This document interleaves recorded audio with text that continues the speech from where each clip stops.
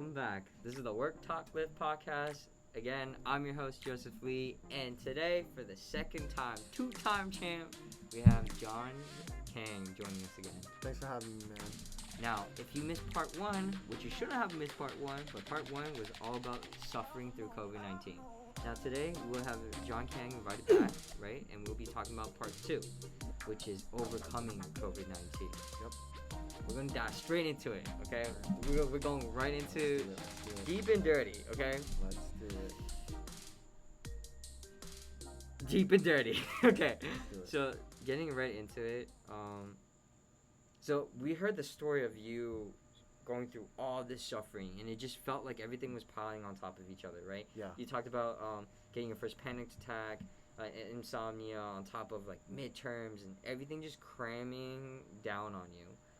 So when was it when you started seeing the light at the end of the tunnel? Like, what happened physically?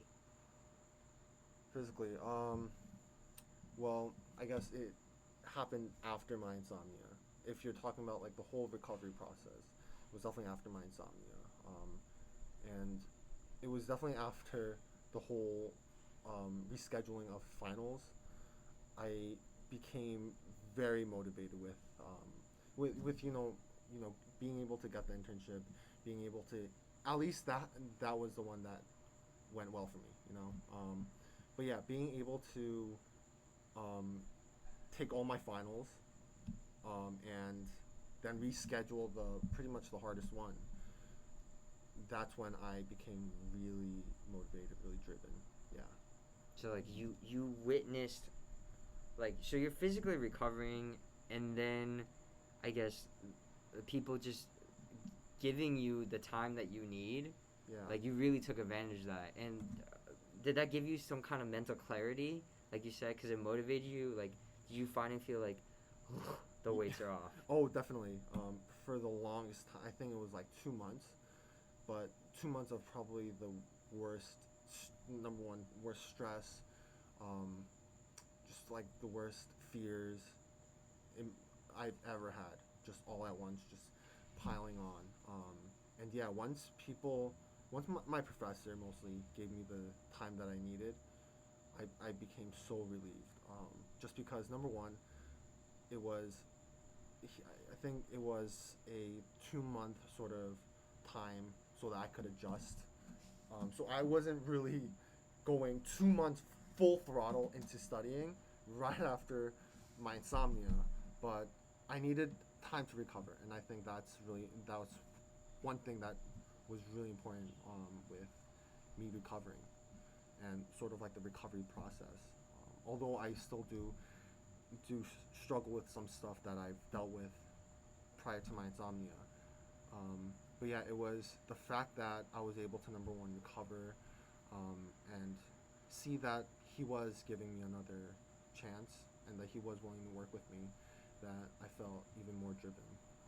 And my path, once everything's out of the way, once all your classes are done, when all the noise is out, one thing becomes so clear if you have your mind on one single thing. Although I did have my internship, I did have a lot of time to study. 2 months or like 1.5 months is still a long time. And so yeah, just being able to be focused on one thing was so crucial. And that being focused, having that one set goal, that one set goal to really just focus on, really just strive towards, it was that really gave me the motivation and really helped me to kind of build myself back up again. Yeah. So now I kind of want to know, like, the emotional aspect, I guess, of you overcoming it, right? Because all these factors are tied, because it really did affect you emotionally, right? Yeah. And from part one, like, we really got to see how numb you felt, and from that numbness, it's kind of like pain, right? Right. So, like, what was that feeling like emotionally for you, like, transitioning out of, like, suffering? Like, what did you feel? Well, obviously it was gradual. It wasn't like, oh my God, like, the whole world's been lifted off my shoulders. but it was definitely gradual. But the fact that, it was a great feeling. Although I do struggle with some of the things like anxiety, I still do have panic attacks, here and there. And I do struggle with some sort of, lingering effects of, I wouldn't call it PTSD, but like something along those lines of like where you have a traumatic experience and then you feel sort of fear afterwards, that might come back. Not just necessarily COVID, not just necessarily insomnia, but just, going through that traumatic experience, it has those lingering effects. It's not just going to improve immediately, but being able to have some sort of support system, from my mom to my pastor to my dad, my sister, my friends like you that I could talk to when I had a hard time or when something was on my mind or when I just wanted to talk, having that support system. And number two, like I said before, having that one driven goal. It was, like I said, it was gradual, but having each day being able to see, who was there for me, how much I improved from the beginning, and seeing that, that I am improving slowly, seeing that gradual, I guess, incremental change that and improvement that I've come so far. I had to constantly remind myself that even with these anxieties, it's like these my sister said, like these problems that I fear, like these health problems that I fear that I might have, or like something that I might be anxious about, they're so trivial compared to what the rest of the world feels. And like everyone hears this, like what happened in Lebanon, what happened with other people around the world constantly. Number one, like people's families are being taken away from the virus. Number two, like I said, what happened in Lebanon. And there's so many other things that are so much more devastating, than those little things that I fear, those little things that I'm anxious about. And being able to, like I said, have a support system and being able to have people around me that can really tell me, like, to my face, that you're just being weak right now. Anxiety comes with this cost, but at the end of the day, it is also it's also your choice. It's your choice to be afraid or to use that fear and sort of just block it out. It's your choice in how to react. And people being able to give me these advice, being able to tell me face value of like, it's not worth it. It's not worth your time. It's not worth your effort. These are the little things that I was able to really just hone in on and really improve. Is that why I don't hear any type of victimization from you? Like, you don't victimize being, I think, like you don't wallow in your pain or the pain that you went through. I kind of what I see is, I think, such a drastic polar transformation. So I saw in the beginning you suffering, right? And I didn't hear from you, right? You were going through what you went through. Yeah. And then I see you now, and you're just so happy, and you want to get out there, you want to do as many things as you want. You know what I mean? Right. Like, you're getting into new hobbies, right? Like Right. photography. Like you're helping your dad's YouTube channel, Yeah. right? Go check it out, subscribe, link in the description below. But you're really spreading out and doing as much as you can. You're helping me with this podcast, right? You're doing everything to invest in yourself and further invest in other people. But is it because people told you, hey John, is it because your sister gave you that tough love and was like, stop being sorrowful in your pain? But for me, I never saw that part. So it's like, where does that come from? So, like you said, you've never really seen me, being like wallowful in my pain. But being in such a stuck in such a tough spot. I mean, you have to. There is a grieving period. You're not gonna like. I didn't just. I didn't just one day say, "Oh, I'm recovered and I'm good." I'm gonna, I'm gonna go about my day and it's gonna be great. It's definitely not like that. I definitely, and even right now, I still fear that one day I might catch the virus again. Like I have these, like I said before, like these hypochondriatic moments where these little things just pile up, especially with such a health scare. And yeah, for the majority of people, it's just a couple of symptoms here and there, and then they're good. They're good within a few days. And even for me, it was like that, But being able to really experience it together as sort of like a family, I know that there's things that are even bigger than myself, and taking into account, I feel like really showed me that I'm not just living for myself. That it's not worth having these past moments affect me now. Like what am I gonna do? It already happened, And yeah, at the end of the day, it might also scare you. It scares me even till this day. And it was like 3-4 months ago now, But it's tough. It is. It's tough to recover. It's tough to, but it was all about the mentality. Like I said, my sister showed me that tough love. But when I really needed it, she was there for me. She sympathized with me. You can't just show a person tough love and expect them to get over it, because it's not going to happen. Especially if they didn't experience the same thing that you did. You can't do that.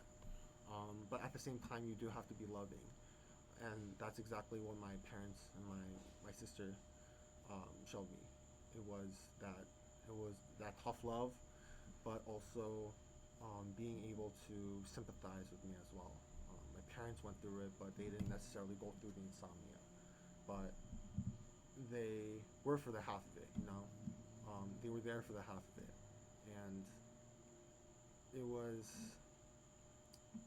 was having those people, like I said, having that support system, especially your family. Family is like the number one thing that I learned through this, man. Like, there's nothing like family, really. At the end of the day, your family is the number one support system, whether you like it or not. It's true. Your friends go here and there. Your friends, like, no matter how close to you are with your friend, they're gonna one day leave you, But your family, man, family is like it's the first thing that was there. It's gonna be the last thing that'll be there, And that's what I learned. And having my family, being able to really, for the first time, being able to, connect with them. It was just, I knew that it was not worth it. I knew that having something bigger in my life definitely really affected me. Yeah. I think it's important that our listeners know that you differentiated letting something define you compared to having a defining moment. So COVID-19 was your defining moment, right? Right. It changed you, right? Well, I guess sorry, not to interrupt, but I guess like the whole thing, the mashup with my insomnia and COVID, I'd say was sort of like the defining moment. So like the past 2 months. Exactly. Yeah. So that struggle and that pain was your defining moment, but you're not letting it define who you are, right? Right. Oh, you are being more careful, right? You're maybe more worried, right? but you're more considerate, right? And you're not you're not John, the COVID-19 survivor. You know what I mean? Right. You're John Kang, who survived COVID-19, right? Who overcame it, right? No matter how mild your symptoms were, right? You were one of those people that overcame it and made something positive and beautiful out of that suffering, right? So you're not defined by that suffering. You're defined by what you made out of that suffering. And I think it's a beautiful thing that people need to understand. And now I want you to kind of tell the listeners what you were doing before and now what you're doing now. You know what I mean? And the drastic change so that they can understand the polar opposite worlds of your productivity, your mental state, your emotional state, and everything. Yeah. It's safe to say that I guess the pre-pandemic to the post-pandemic, like the pre-COVID-19 to the past COVID-19, it's a drastic change. It's a 180-degree difference. Number one, I just woke up every day, and my goal for that day was to literally just get out of bed, attend class, and do the bare minimum that I can to pass my classes. That was my goal. That was pretty much, like, although I was trying to, like, I had my priorities that I needed to set. Like, I needed a set schedule to follow. But pretty much it was just eat, sleep, wake up, like, watch some YouTube here and there, and then do the bare minimum for classes.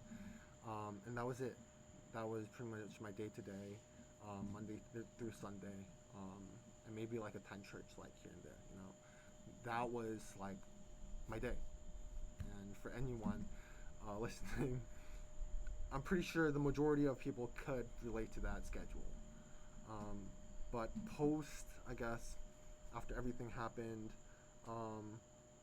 and being in my house for so long now, it gave me a sense of